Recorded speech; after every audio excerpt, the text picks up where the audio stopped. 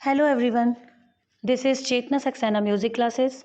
आज मैं आपके सामने क्लास 12th का टॉपिक संगीत रत्नाकर लेकर आई हूँ।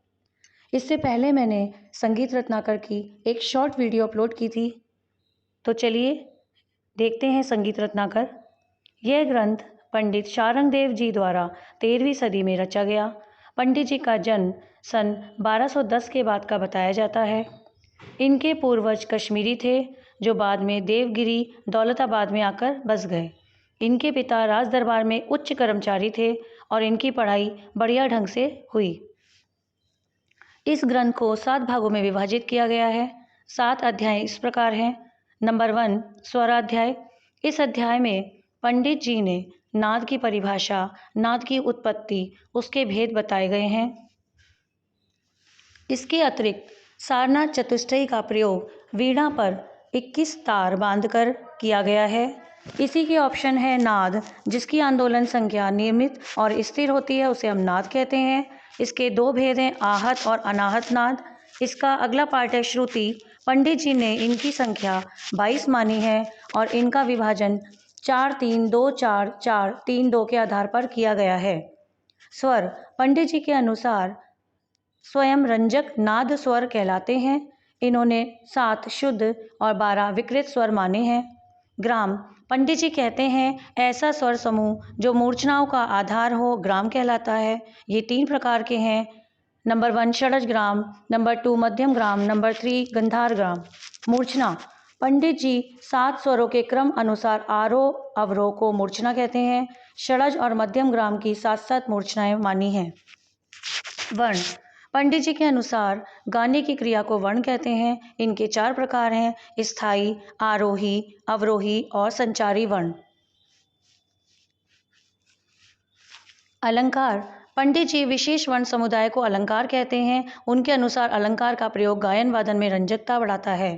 थाट पंडित जी ने शुद्ध थाट काफी माना है, परंतु आजकल शुद्ध थाट बिलावल मानते हैं। नंबर 2 राग विवेकाध्याय। पंडित जी ने सभी रागों को 10 भागों में विभाजित किया है।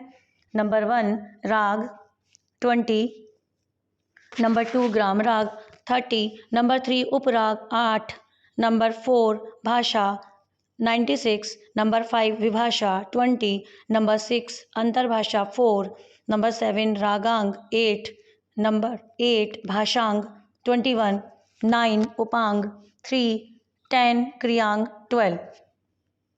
नंबर 3 प्रकीर्ण अध्याय। पंडित जी ने वाग्यकार के 28 गुणों का विवेचन किया है। पंडित जी उस संगीतकार को वाग्यकार कहते हैं जो शब्द और स्वर रचना दोनों ही करता हो। नंबर 4 प्रबंधाध्याय। इस अध्याय में पंडित जी ने प्रबंध विषयों के अधीन देशी और मार्गी संगीत, निबद्ध और अनिबद्ध गान, रागालाप और रूप कलाप आदि के बारे में बताया है। देशी संगीत जो संगीत जनता का मनोरंजन करता है, स्वर प्रधान है, उसको हम देशी संगीत कहते हैं। मार्गी संगीत का प्रयोग गंधर्व लोग मोक्ष प्राप्ति के लिए करते थे। निबंध गान जो रचना ताल में बंधी हो निबद्ध गान कहलाती है और जो रचना ताल में बंधी ना हो अनिबद्ध गान कहलाती है। रागालाप राग का आलाप करते समय जब राग में दक्ष लक्षणों का पालन करना होता था तो उसे रागालाप कहते थे। रूप कलाप रागालाप के बाद रूप कलाप किया जाता था। यह आलाप रागालाप से उत्तम माना जाता था। इसको विभिन्न खंडों में बांधकर गाया जाता था। इसमें शब्दों का प्रयोग नहीं होता था। नंबर 5 तालाध्याय। पंडित जी ने उस समय की प्रचलित तालों पर प्रकाश डाला है। सभी तालों को मार्गी और देशी तालों में विभाजित किया है।